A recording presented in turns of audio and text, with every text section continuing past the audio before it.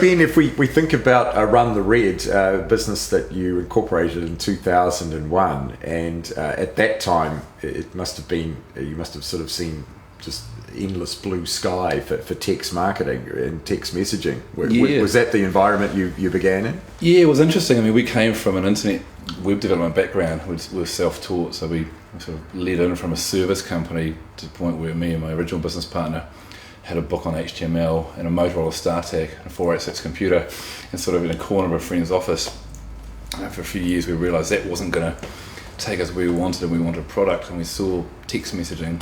Originally we actually saw WAP, and my business partner and I came up and presented to the carriers up here about a WAP portal idea, and they quickly told us in no uncertain terms that actually don't worry about WAP.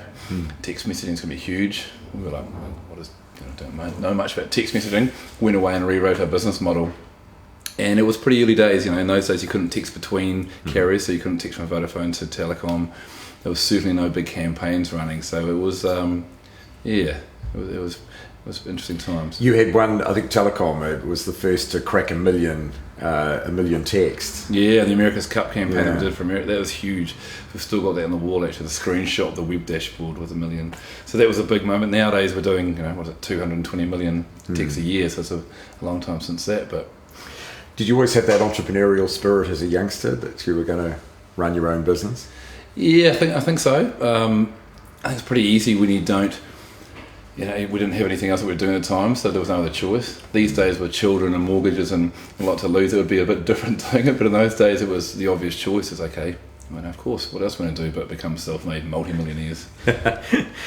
So in the 12 years that you've been running the business, you've run the gauntlet of economic change and technology change quite significantly. Many people might think about text as not being as relevant in a world that's dominated by social media. So how have you adapted the business model as you've gone along? You're on the money with that. We had to look at that. We saw the changes coming a while ago. About 18 months ago we realised, okay, peer-to-peer messaging is changing and declining globally, and the carriers around the world were looking at that and struggling with, okay, we're so used to this cash cow texting, what are we going to do?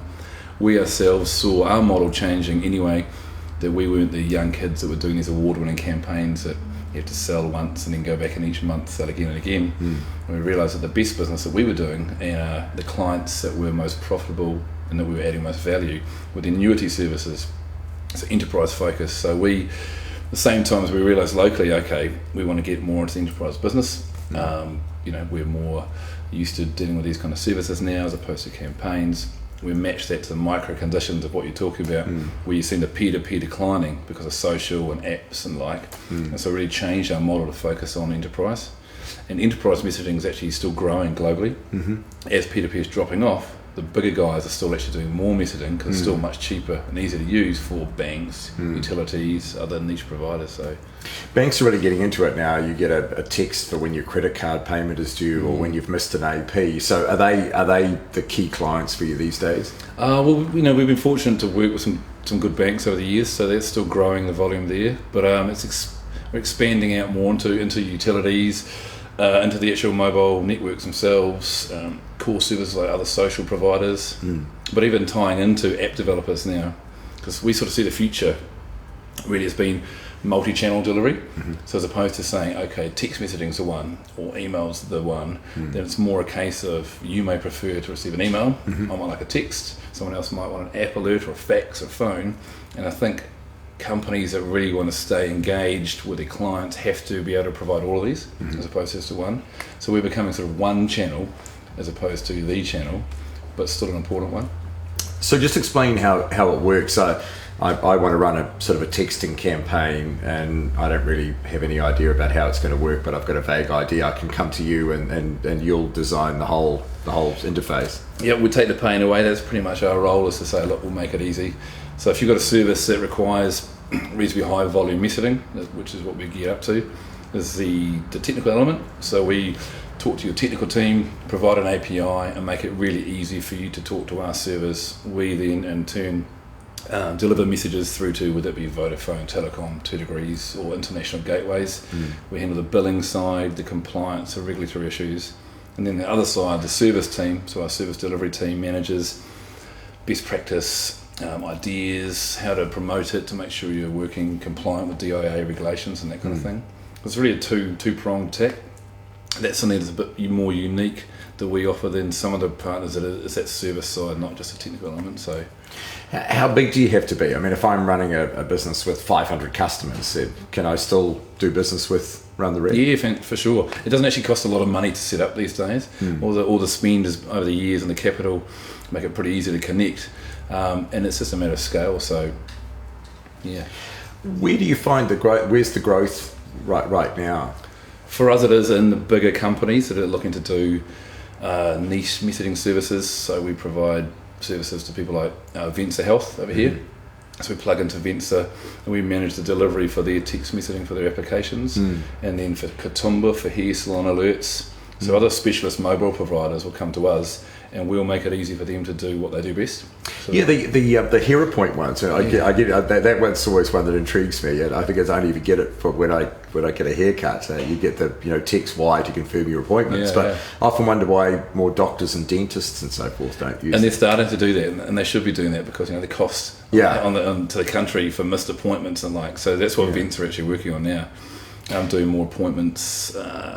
Even notifications for picking prescriptions, that kind of thing too. So. Now you've taken this business global as well too. In fact, you went global sort of fairly early, and I imagine that's been a sort of an up and down experience for you. What have been your learnings out of the global expansion? No shortage of learnings from going global. I say, we had some great adventures. We learned a lot of what not to do at the same time. So we sort of, like many Kiwi companies, we chased a lot of shiny rabbits and ran out there looking for the big thing pretty early on.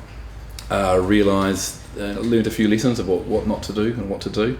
And we've been in the US, we've done a lot of stuff in Australia and Brazil. We sold our joint venture in Brazil to a partner and came back.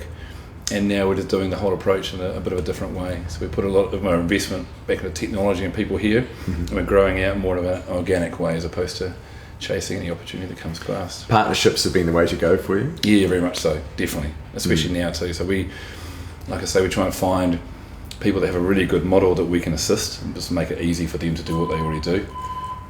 What about the fact that you've got competition, no doubt, in this business as well, and low barriers to entry, I'm thinking. Yeah. So it must be highly competitive.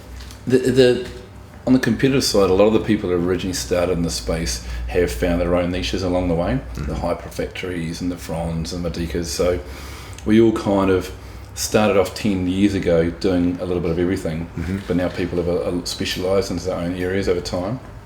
It's evolved, so there aren't many partners who got original direct SMS connectivity to the mobile networks, and you can't get that now. So that's something that's kept it rather exclusive. So we're quite fortunate for that. Where have you had to change in terms of staff counts and those sort of things as well? You've had to scale up and then cut back as well. So we have jumped all over the place on that. We at some stage we had 30 staff when we were overseas. And you have to adapt. You have to be resilient to that. Otherwise, you die. You don't have a choice. Sometimes you've got to make tough decisions. You've got to look ahead. Now we've put a lot of investment back into our technology, like I was saying, so we don't need the same overheads that we did require. The global crisis we all went through did make us look at our books and a whole model really about keeping our overheads a lot leaner going forward, which has been great now too. As the business is growing again and growing quite strong, we maintain that same approach to keeping overheads down, which is we get to share the benefits in with our clients too. So you've been deliberately very flexy in the approach. We learned our lessons. Once put and twice shot, hopefully. So, what about abilities to bolt on other functions to the business? Is that something you've looked at? Or? Yeah, certainly. I mean, and again, in the past we used to offer probably a wider range of services than we do ourselves now. But now the new technology stack that we're using for our gateway is really built to work with other technologies, tying into mobile apps, into social streams and so instead of just saying, okay, we only offer text messaging, we make it really easy to partner with email providers, social streams, app developers, that kind of thing.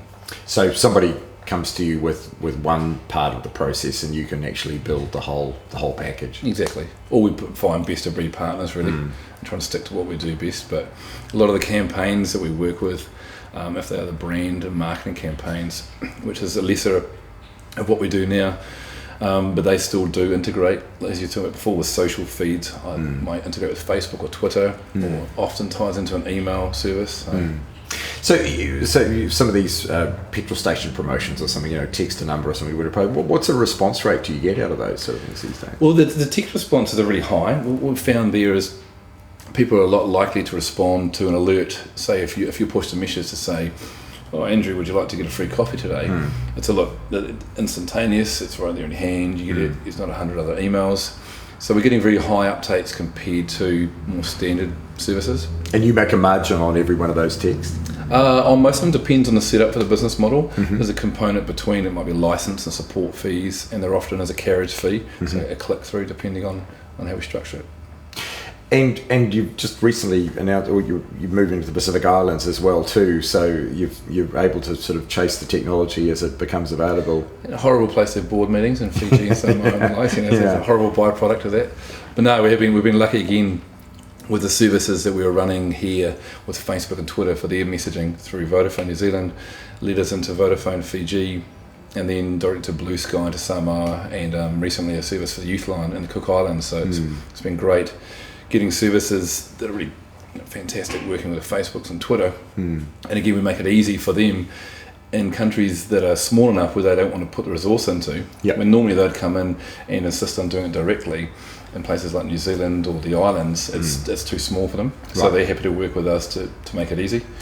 And then through that, we then get these direct relationships with the local mobile networks at the same time, which we can leverage for our existing customer base. So do you get plenty of business coming to you globally as well, just off your website and so forth? Yeah, and the new website we put up has been good for that. It seems to be a better indication of what we actually do, which is always useful.